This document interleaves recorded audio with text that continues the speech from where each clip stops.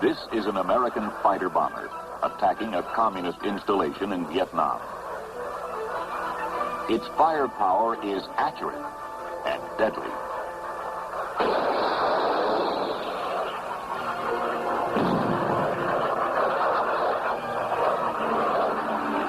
Successful air thrust into areas that have been under the Viet Cong control is lifting the spirits of the Allies.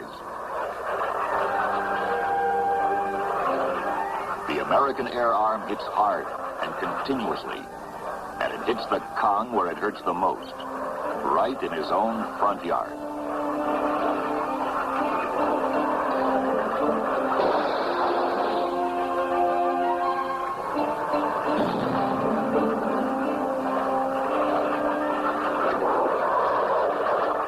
This fighter jet was designed for air support, capable of delivering bombs, rockets, and guided missiles.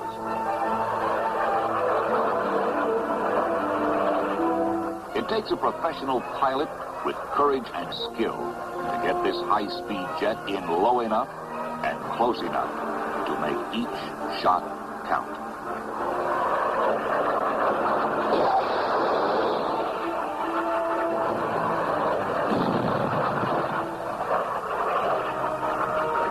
The jets have made direct hits and inflicted severe damage and destruction upon the enemy. Home for these Skyhawks could be the flight deck of a powerful Navy carrier at sea, or Da Nang with its permanent runways. Or it could be this unfinished Marine airstrip at Chu Lai,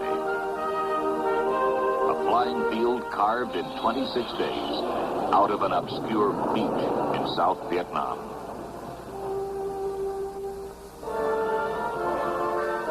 In length, it's the size of 3 flat tops laid end to end. Even unfinished, it's fully operational.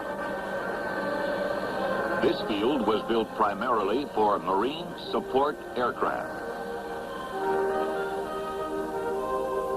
Each piece is portable. The control tower can be picked up and moved by a helicopter. The arresting gear was hauled from the beach by a tractor trailer. The runway comes in a truck, in sections. It can support the heaviest transport plane. An instant airfield, built to accommodate more traffic than most stateside airports. But a month ago, there was no Chu Lai. Just sand, heat, more sand. And Marine determination to build an airfield. It all started here on this unnamed beach on the China Sea. For these Marines, it's just another landing, 10,000 miles from home. To them, this was nothing new, nothing different. They've been doing it opposed and unopposed for almost 200 years. This mission, seize and defend enough real estate to build an airfield. It sounds simple. It is, for professionals. The helicopter hasn't changed the idea behind the amphibious assault. It's just added a new dimension. Marines arrive in helicopters from Navy carriers at sea, sealing the approaches to the beachhead. The object? Find the Viet Cong, engage him, destroy him, or drive him off.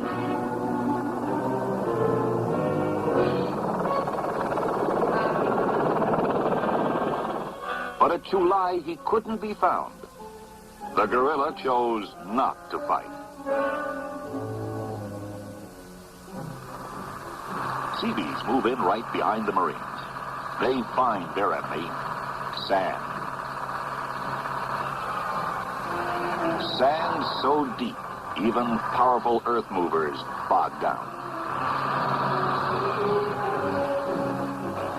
Under the sand, the ground is flat, but the Seabees want it flatter.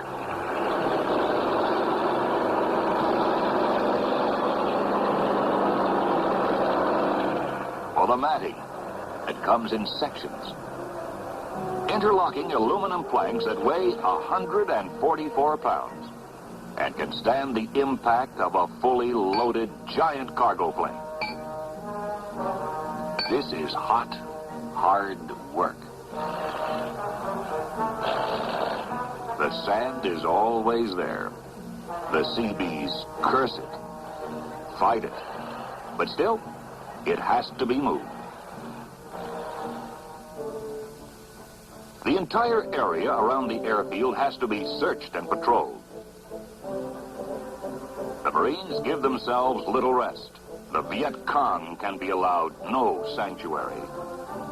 For 2 years, this was his sanctuary. The Marines have to find him, root him out.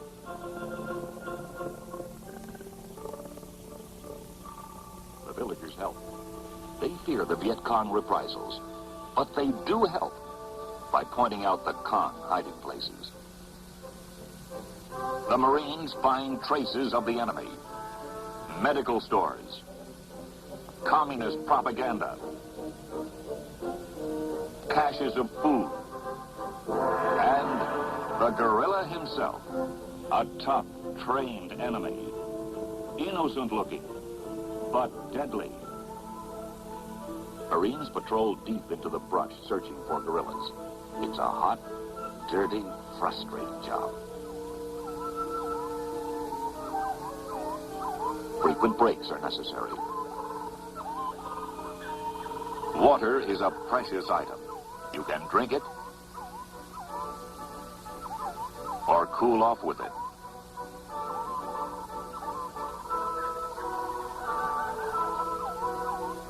Each man carries his pantry on his back. And sometimes his meal is interrupted.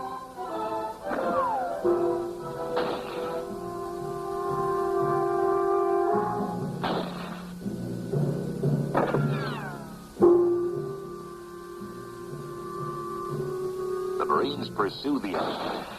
He's elusive. This is his territory, and he knows it well. Well enough to hit, run, and then vanish.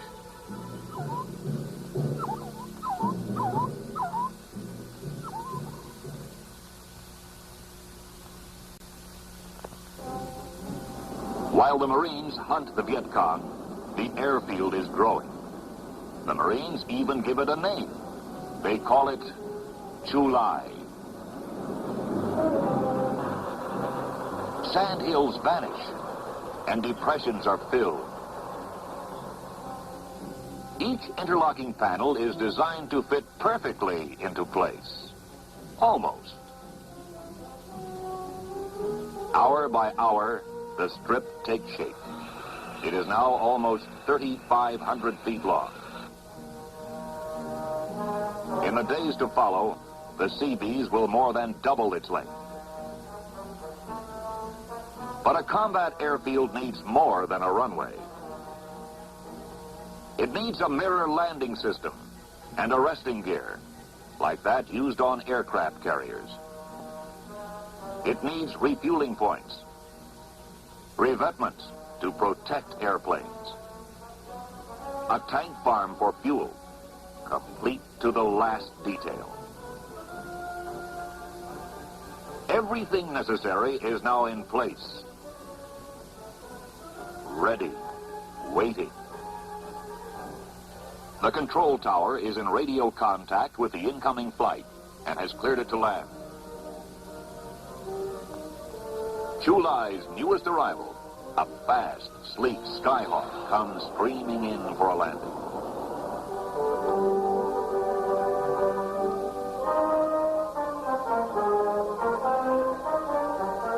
These jets are only the first combat Marine attack squadrons to be based at this field.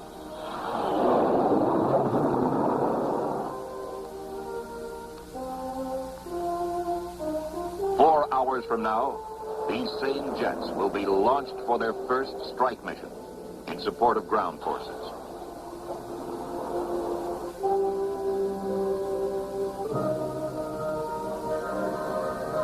The airfield at Chulai is now alive. The Skyhawks have a home.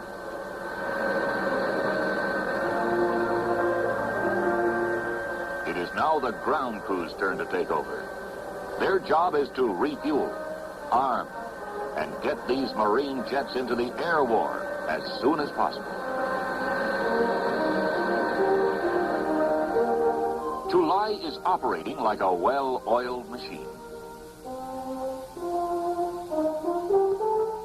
It hardly seems possible that this busy, portable combat airbase was landed, uncrated, and operating in just a matter of weeks.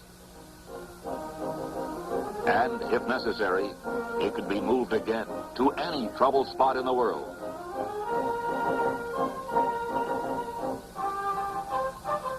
This combat airfield is hungry. Its enormous appetite consumes tons of supplies each day. Necessary supplies to sustain thousands of men and their machines.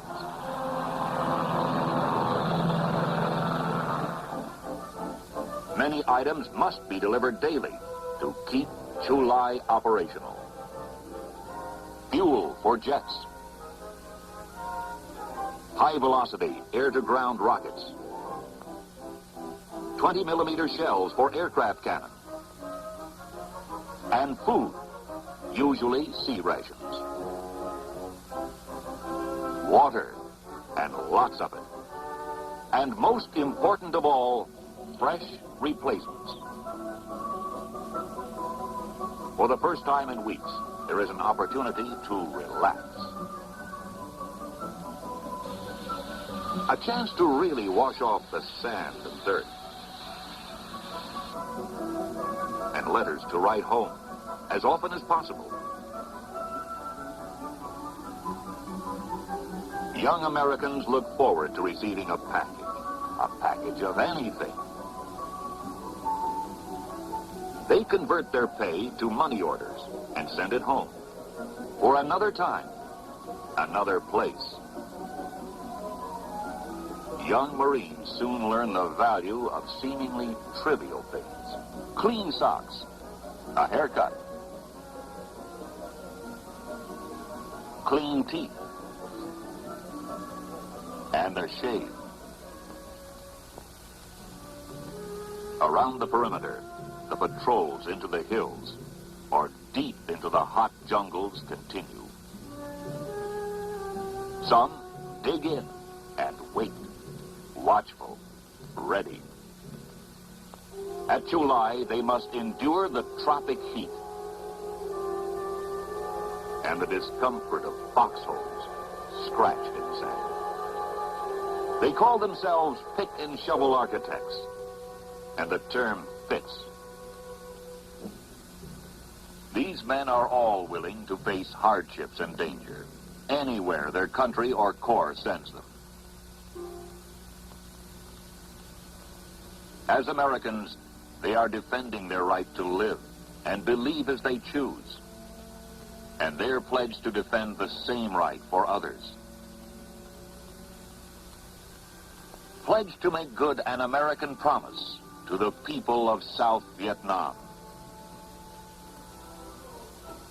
A part of this promise stands here on the sands of Chulai, the result of American determination to build an airfield, sand and steel.